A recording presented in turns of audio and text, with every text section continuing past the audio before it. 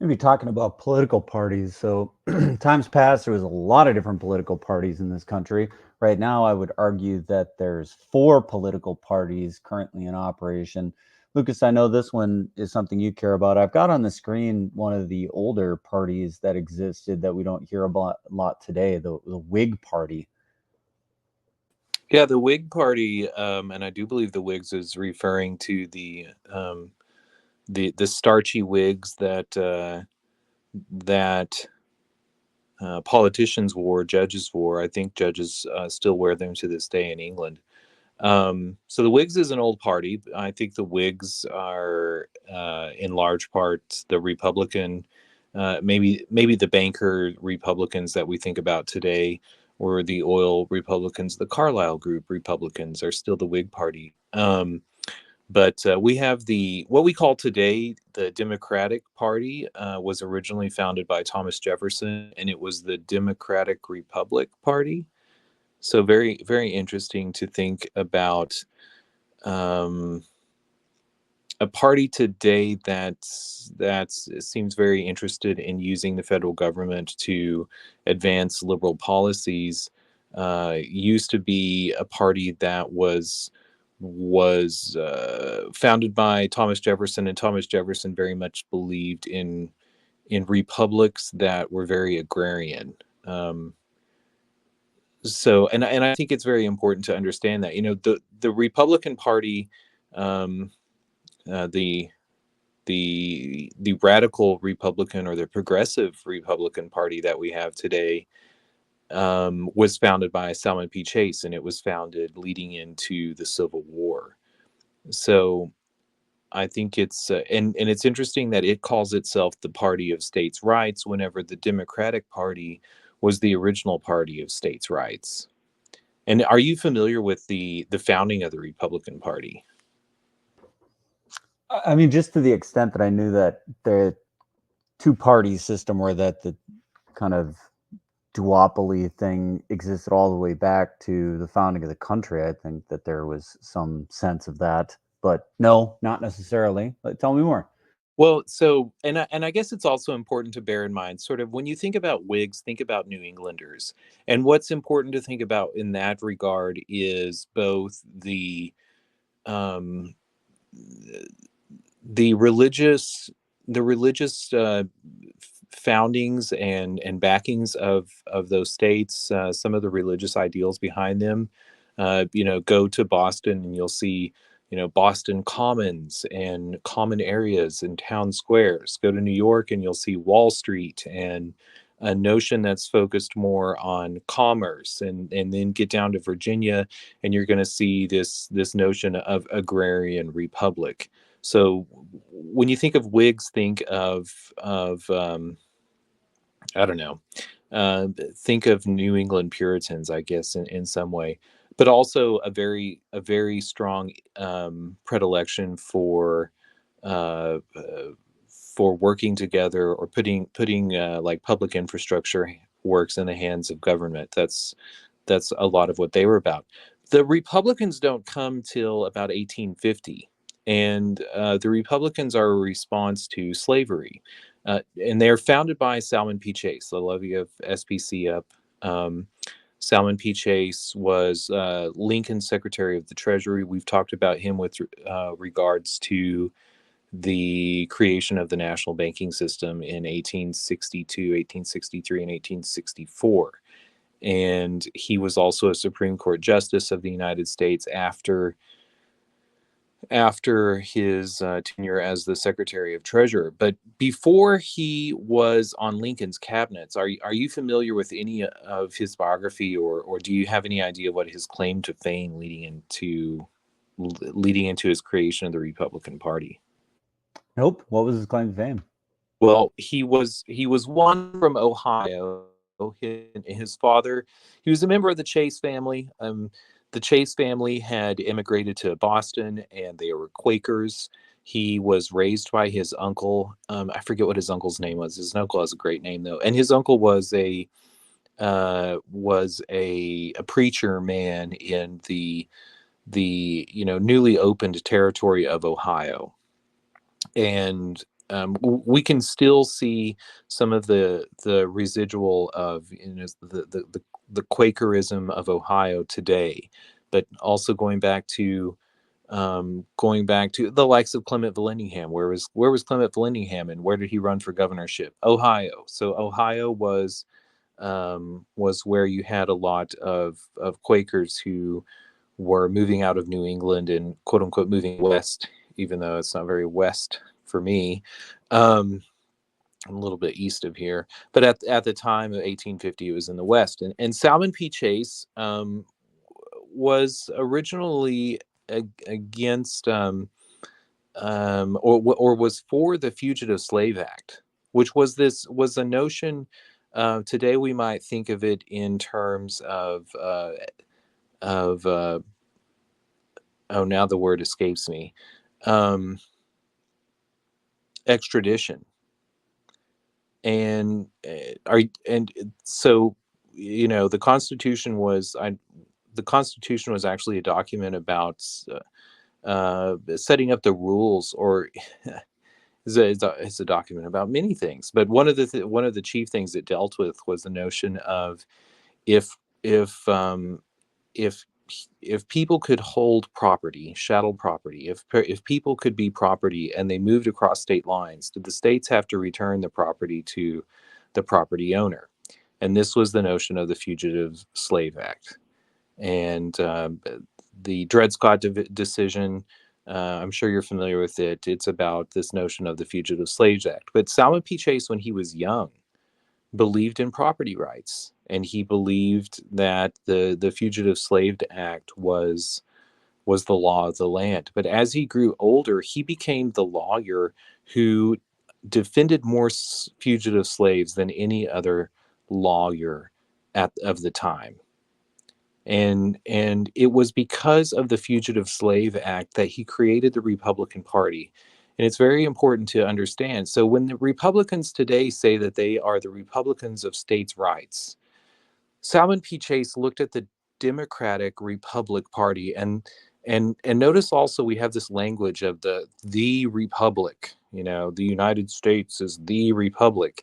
Well, before the Civil War, they said it was the Union, and it was the Union of Democratic Republics. And the Democratic Party sort of put that to the wayside in the wake of the Civil War, and dropped republic or republics and became the Democratic Party. And now we talk of democracy all the time, but in earlier discussions of political order in the United States, we spoke of the republics, plural, and the union of these republics. So I mean, was that kind of because after the Civil War, it was sort of the death of the Republic? I mean, it seems like it when I start learning more about like what happened during Reconstruction, the Civil War. It seems like that's when the idea that this was a republic sort of started to fall by the wayside. well, that's a lot of it. I mean, when people say that the Civil War was about states' rights, in some way it was about states' rights to decide whether they wanted to have slavery, and not only that, but decide if they wanted to, if being part of the Union was coercive or was voluntary. So, and but but in order to enact political change, like Salmon P. Chase thought that the Fugitive Slave Act was wrong, and he looked at the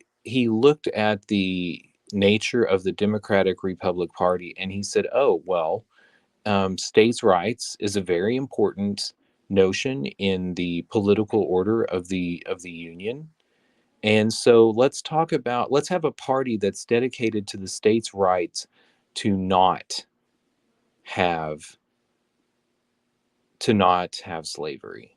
And so the Republican Party talks about states' rights, but it talks about the federal government's authority to enforce a laws upon the states. Is that making sense? Yes. And so now, whenever so notice now, whenever you listen to a Republican talk and they talk about the Republic, they might talk about states' rights, but they're always, hearkening both to the Constitution, to the Bill of Rights, um, and to the Supreme Court and the federal government's authority over enforcing the rights of citizens upon the states. And meanwhile, the Democratic Party has picked up some of that notion, but the Democratic Party, coming out of the Civil War, the Democratic Party was the party of the South. Are you familiar with the term Dixiecrats? Dixiecrats, I've heard, yes. Well, and this goes back to, Dixiecrats were the Democratic Republic, the Democrats of the South, and say, I grew up on a farm and not necessarily in the South, maybe, I guess 4 miles below the Mason-Dixon line, um, but regardless of where farmers were at one time in America, most of the rural agrarian, uh, and also think about the ties, or the associations of rural farmers as being, or their interests being somewhat similar to small businesses, and a lot of these small businesses and agrarian farmers were Democrats. And coming out of the Civil War, if they were in the South, they were called Dixiecrats, because there began to be a change in the relationship between labor and the parties, but it held on for quite some time in the South because of the, I don't know, the the agrarian legacy of the Democratic Republican Party. Well, small farms was kind of the original small business, right? I mean, that's what they were. This is how you made money. You wouldn't start some small business in the service economy or something like that. You would actually just operate your small farm. That would be enough to do subsistence. And maybe if you were fairly successful, you'd have surplus that you could sell. Is that comport? Is that right? Is that how it was? Well, actually, I don't think so. Or I should say, the agrarian Republican notion was not originally small farms. Think again back to the Homestead This Acts, and was the plantations, like the bigger ones? absolutely, absolutely. So originally, the Democratic Republic. Also, think about notions of republicanism and, how, the Virginia gentlemen and the plantations of the South that were not, again, go back to the Whigs of New England. Those were small farmers. Those were religious communities that had banded together. What was the difference whenever you got down into the cotton producing South? That was about corporate interests.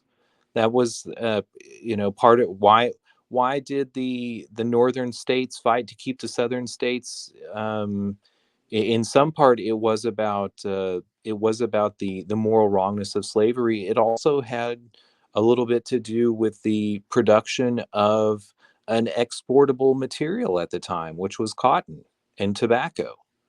And where were the larger business interests? They were down in the South, and those weren't small farms. The small farms come with the opening up of the West and the Homestead Acts. And so, I don't know. It's interesting to think about, how the relationship between the federal government's jurisdictions and the state government's jurisdictions, and, the party's appeals to, local power, or to broader federal power, have been used by, I would say, more so by corporations. So it's the Republicans. Samuel Chase, when he starts the Republican Party, it's absolutely about slavery, and it's about changing the narrative of, or changing um, the federal law with respect to whether the states in the West can be slaveholding states or not. And this And also goes. then and then even today, like when we talk about the modern Democratic Party, I always remember that being referred to as the DFL, the Democratic Farmer Labor. So were all of those independent individual parties? It was there were Democrats, there was the Farmer Party and the Labor Party. Is that how we got the DFL?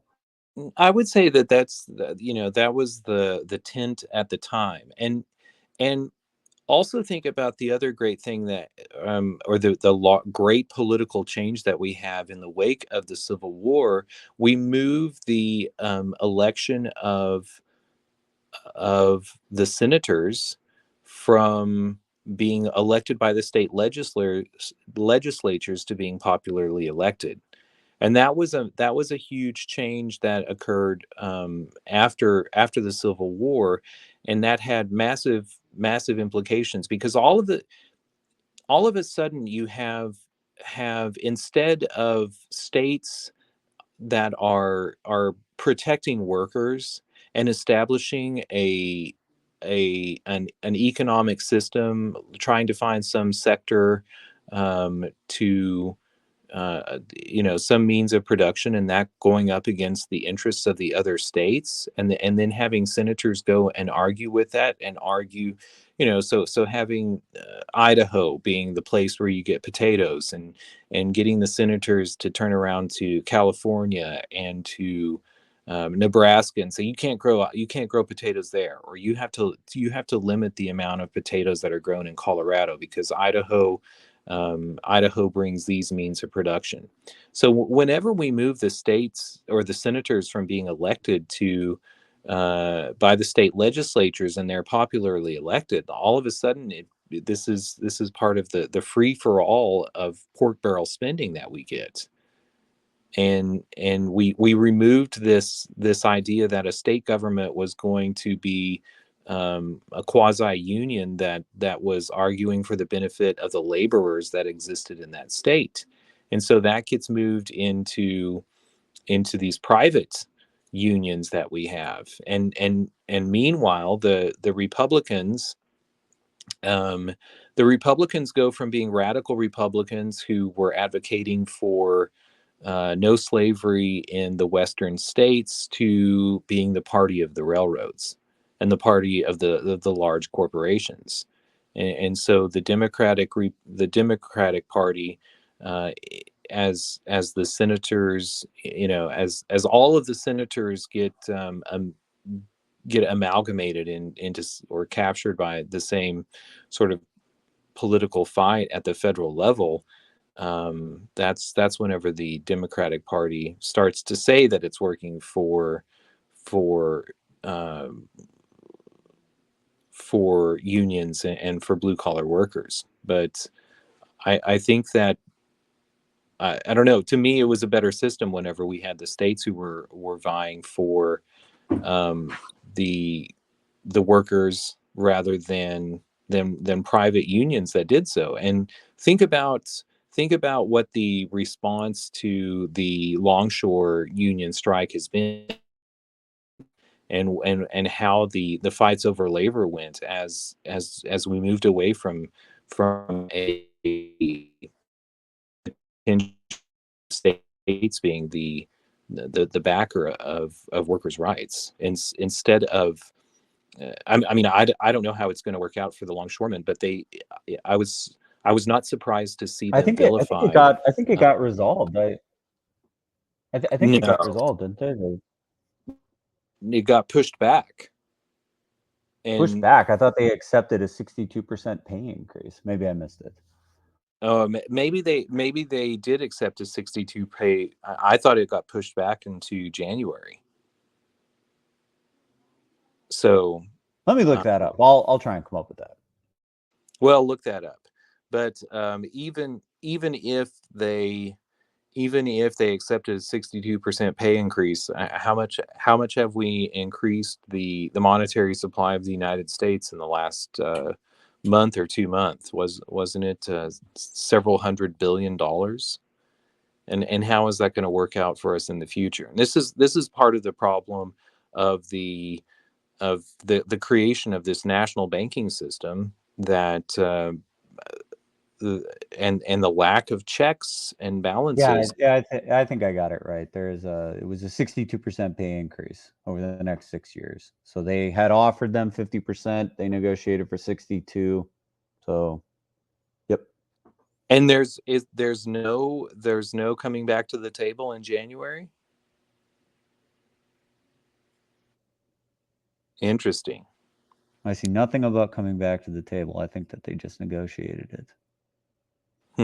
Well, perhaps I quit paying attention in the middle of it. I thought that they had agreed to go back to work because they were going to, um, because they had put it off until after the election. Um, maybe they agreed. Maybe they decided that putting it off till after the election wasn't going to. Um, who knows? Who knows? But either way, the when the news broke that the longshoremen were striking, were they embraced by the other workers of America? Was that the narrative on X and in the media, or was the narrative about um, how much the cost of all of our goods was going to go up, and what the living situation and the paycheck of the dock workers already was? I think that there was kind of a mix. Definitely I saw Biden come out and say, "Oh, we're taking credit for this. Isn't it great that the longshoremen got this big raise and that was, something that we helped to do." I definitely heard Biden out in front of it saying that. I also saw a lot of stuff on X criticizing the main spokesperson for the ILA because he's rocking big gold chains and designer sunglasses and all the rest of this stuff, and it's a little hard to connect with him as being one of the common men of the longshoremen when he's clearly, operating within a moneyed class that most of the longshoremen probably would never even be able to contemplate how much money he's got in his yacht and all this stuff. So I think it was a mix, of there being a lot of criticism towards this guy's optics, what they were really asking for. I saw a lot of people saying, wow, I wish I could get a 50% pay increase. I can't believe they're talking about shutting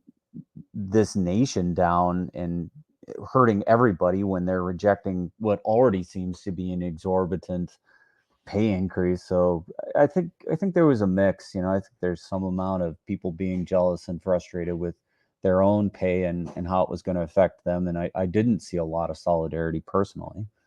Well, and think about how this conversation would have been differently, or the structured deal would have worked out differently if that representative of labor was one of two senators.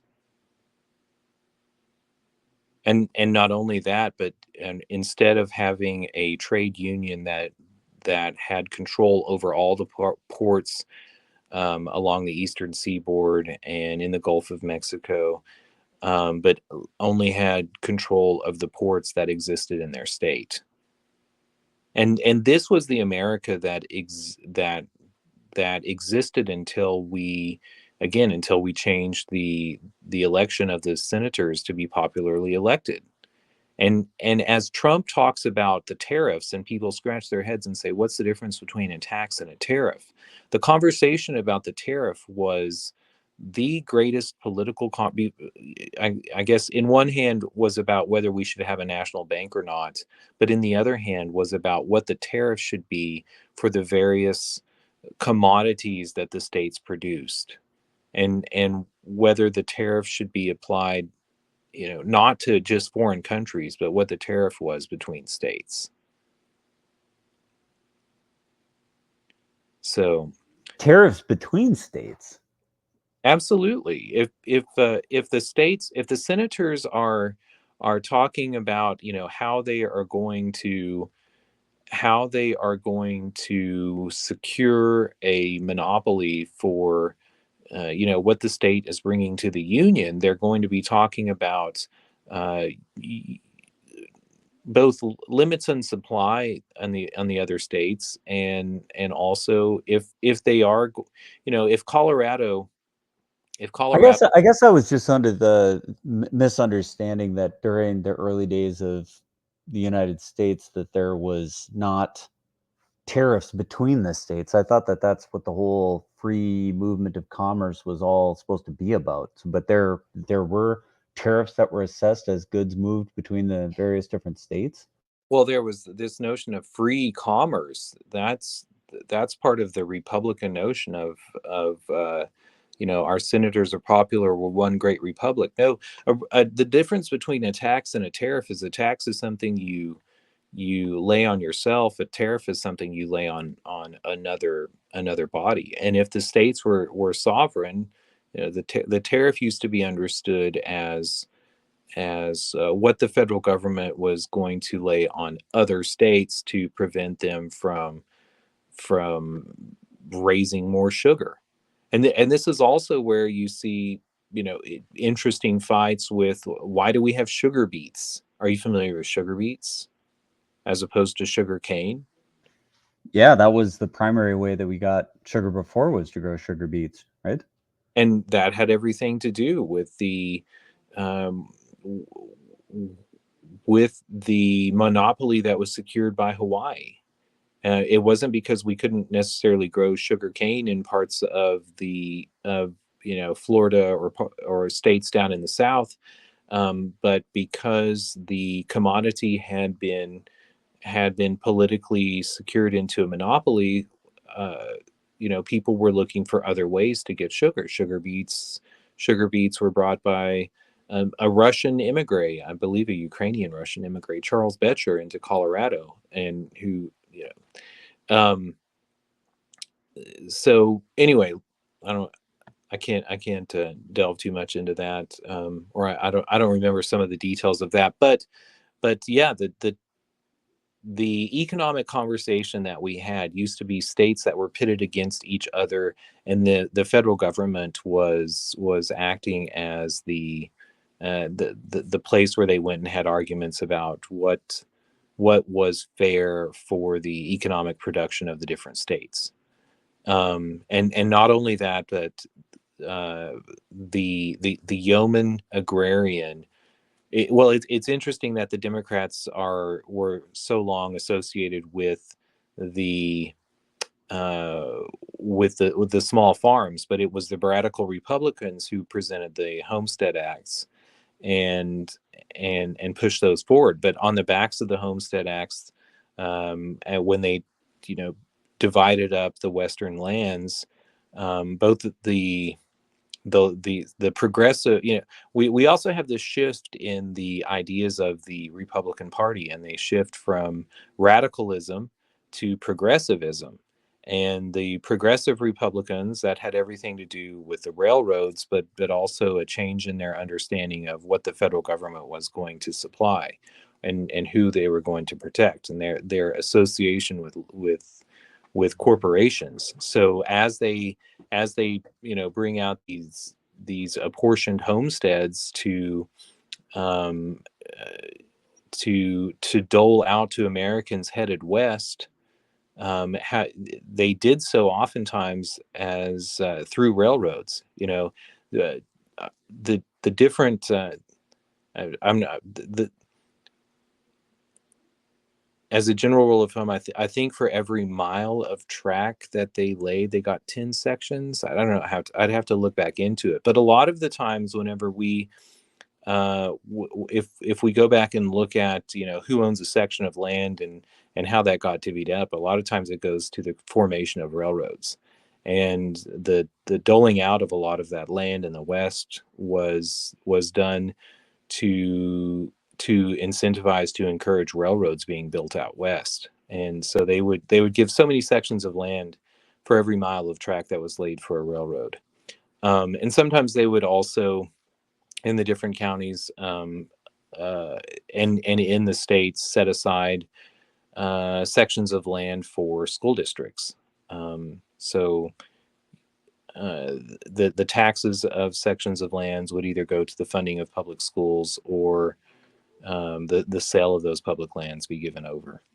Um, and we still have this complicated mess of I don't know, apportionment, and the federal government holding on to lands. to this day.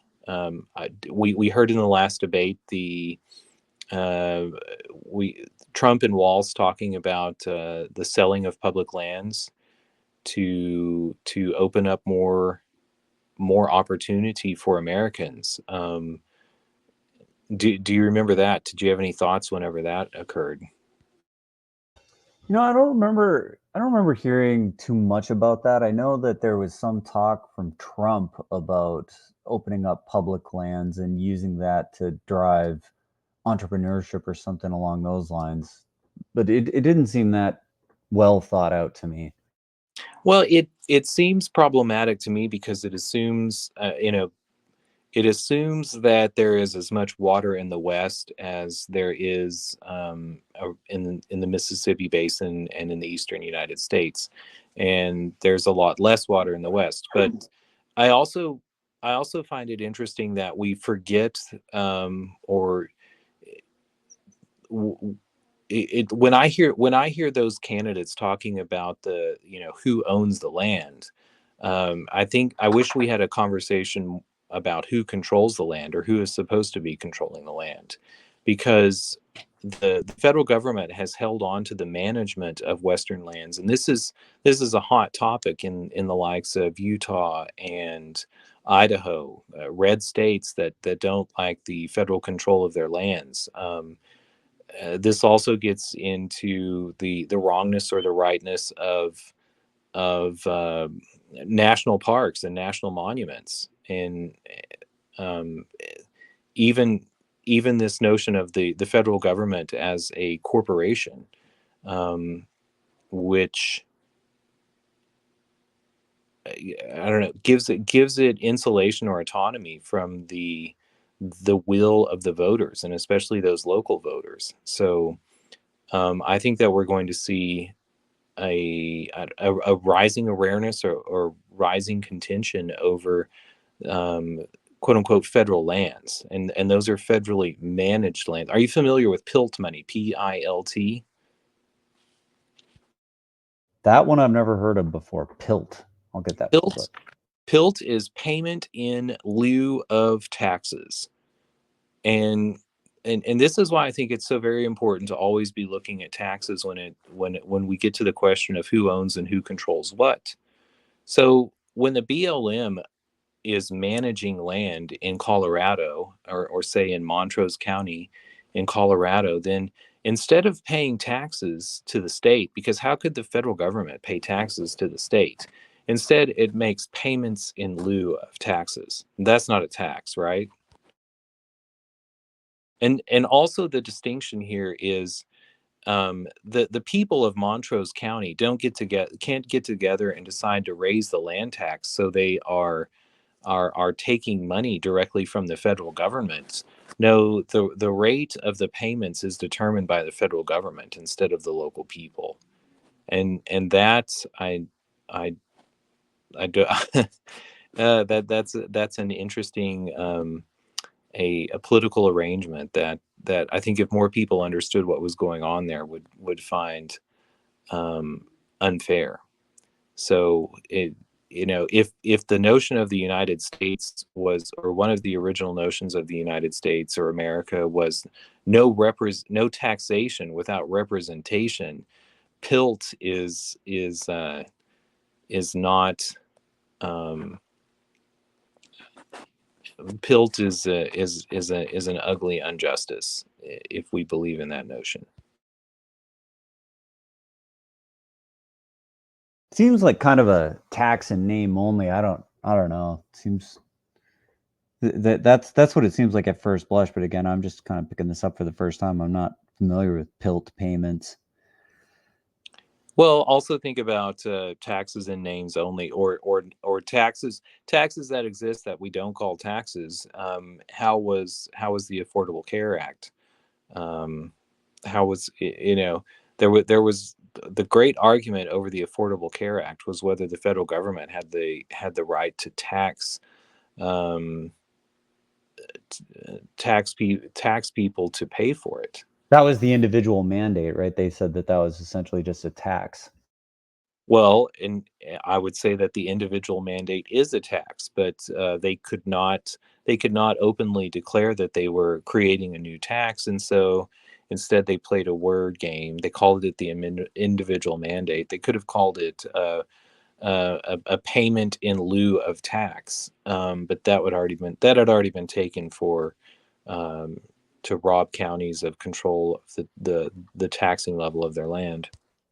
Yeah, I think that there's this concept of if the thing is the same in effect, then it is the same thing. There's like a lot of things that the government puts to that standard. So if you try to just call it a different name through gamesmanship, they will say there's a standard, there's a mechanism by which you apply certain types of criteria, and if they are met, then the thing is the same thing regardless of whether you give it a different name. If it has the same effect, then it is the exact same thing. And so I think that's one of the ways that they ensure that if somebody tries to create a new tax, that they're not just doing it through some surreptitious means, but rather we're applying these standards so that we know exactly what we're talking about, and that taxes can't be created through these types of games.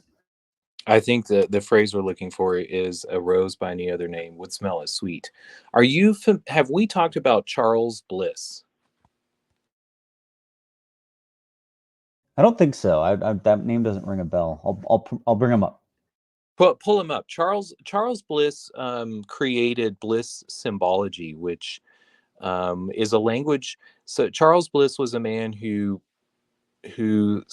spent time in concentration camps, or a camp in during World War II or leading into World War II, and survived. And his solution for the great wrong of the Nazi regime in Germany was to create a language that did not have negation.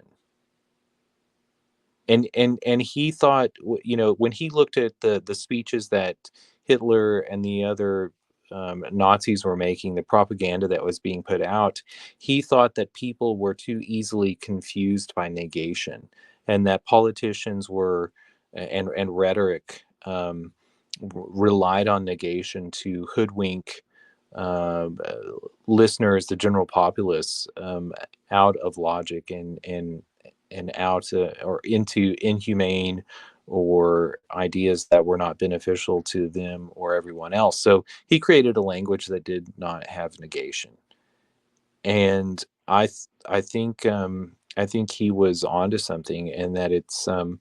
And I think about him a lot with Salmon P. Chase, and um, Salmon P. Chase, I think, had the greatest motives in mind, but he played a word game whenever he talked about a party for states' rights, but that was the states' rights not to do something. Are you tracking me there when I'm like, I don't know, focused on the negation of that power struggle? I'm following it, but sometimes my grounding in math sort of does me a disservice here because when I think about negation, it seems very logical to have it. So creating a language without it seems, I don't know, not to be the most productive thing in the world, but that's me thinking more on the lines of logic and mathematics and saying, well, it's very obvious why you would want negation because that's just part of how you would do programming or Boolean logic or something like that. And not sure why creating a language without that would help anything, but I'm following along. These are kind of new concepts. I'd never heard of Charles Bliss before, and I'm not sure what he was trying to accomplish with this lack of negation. Like, why would you want that? Like, what's the point? Well, so the Bliss symbology, or the alphabet that he created to go along with this, I believe has association, might be used by the sign language, by people who use sign language. Are you familiar with the history of sign language? I only know a little bit about sign language. I don't, I mean, and sometimes like what's going on in sign language seems really weird, or maybe it was my exposure to it, but it seemed like there was a lot of words that were d- pointed towards very young children, and I don't know if that's because that's who's trying to acquire that language at an early point. But I don't know a ton about the history of it. Well, I this is conjecture on my part, but I would imagine that sign language comes from notions that are brought to us by the hand talk of the that was practiced by native peoples here in the Americas, and the there were several different languages that were spoken in the various areas. You have Athabascan, spoken by Navajos and Apaches. You have Nawa or Uto Aztecan, spoken by many of the other tribes. You have, and a lot of variants in those languages. You have Tiwa, um, and Tanoan, spoken by other tribes, and the on at least the plains they used a hand talk instead of speaking in each other's languages. And so you can you can pull up a couple of videos of some of the early uh, the Laramie Council and some of the other tribal councils that were held, and uh, they're held in silence. They're held with the people. Seems like there's disagreement about it. I was just kind of perusing this, and it says that there are some people who have speculated that ASL has some ties to Creole, but that doesn't seem to be the case. So, as with many things that have happened in the past, it's not entirely clear where all of this came from, but it seems like a majority of it came from some French sign language that had existed. So I think there's different sign languages, and we're talking about ASL, American Sign Language, and its history.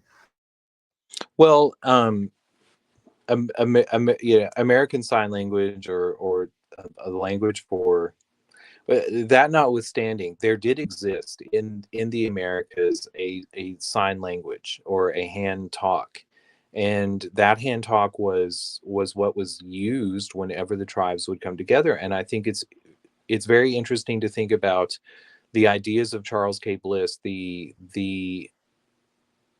abuse that we can create with rhetoric, with negation, and how hard it is to do that whenever we're bound to uh, more physical metaphors, or we're bound with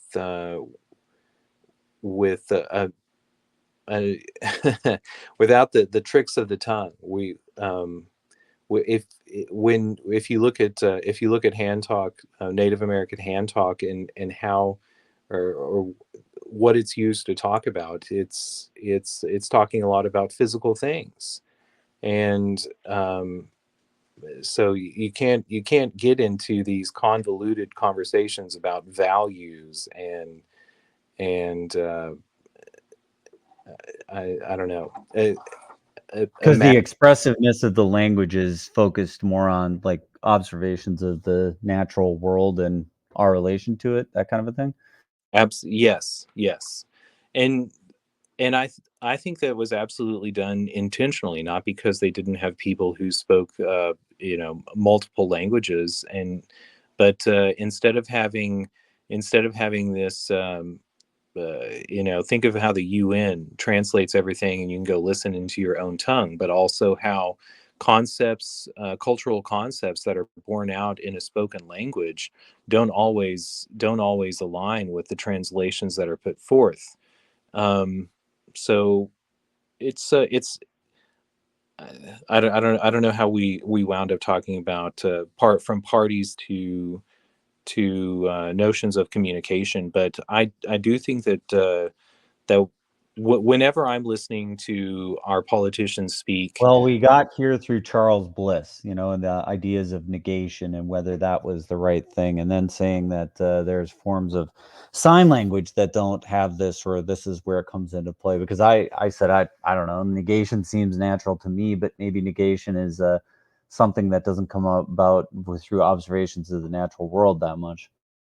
Well, and just like as we listen, because I guess the reason that I wound up here is because I wanted to anytime that I'm listening to political rhetoric and politicians talking about something, I'm very much more interested in a politician talking about what they're going to do, as opposed to what they're unhappy about somebody else doing, like or uh just the moment that they get into negation or to vilification, when I hear talk about Iran or about China, about immigrants or crime, any of those things, I feel like this is an evasion as to talking about uh, the real problems of I don't know, an actual economy, like what we're actually going to be doing. I would agree with that. That's where I really appreciated what Bobby Kennedy was doing a lot, because he spoke extensively about the policies and things that he thought we should do in the country, from different styles of how to regulate certain bodies, what certain regulatory bodies should be doing, monetary policy. I mean, he really put forth a lot of, this is how my administration is going to run. And I think what we see a lot happening from the duopoly, the big two parties, is just the negation of the other person. It's like, this is what this person did and that was bad, so you should vote for me. That's the rhetoric that we hear pretty extensively. Yeah, and when we're well over now too, but maybe to close up some thoughts, even when I hear Bobby Kennedy also speak, he brought up, or he had his campaign ad that talked about his love of falconry and how that came from The Once and Future King by T.H. White. And this is something that T.H. White gets into um, in his books that make up The Once and Future King. He T.H. White also phrases it in the terms of justice and mercy, and if we're always looking for justice, when you can have notions of justice, but you're taking from whatever. Um, it's that's also been something that I've been thinking a lot in this election. Is we've also allowed all of these politicians to talk about justice all the time. When do we have candidates who talk about mercy? And maybe they don't have the power to make such assumptions. Um, but I don't know. Maybe that's the realm of preachers and religion in our political discourse. But I wonder, how much justice can we have? Um, anyway, I think enjoyed the these things are. topic. I think these things are inextricably linked, and I would agree. I don't think we hear enough about these kinds of concepts, and it does seem like they're usually the purview of more of our religious institutions, or at least the Christian religion institutions spoke a lot about this. But we're a bit over, but it was great catching up on, to maybe talk and ground it a little bit more in what's happening with political parties today. But this is, I always love getting historical perspective, and maybe we'll bust this into two pieces and do a follow up and say, well, okay, that's great. That's where the political parties were in the past, but where are they now, and how are we? How do we have political parties today? You say Christian, but I would say that all religions have this concept of justice and mercy. And yeah, I would like to pick it up. Um, let's do another part to this, and let's pick it up with justice and mercy at some point. But good talk today, and I'll see you tomorrow. Yeah.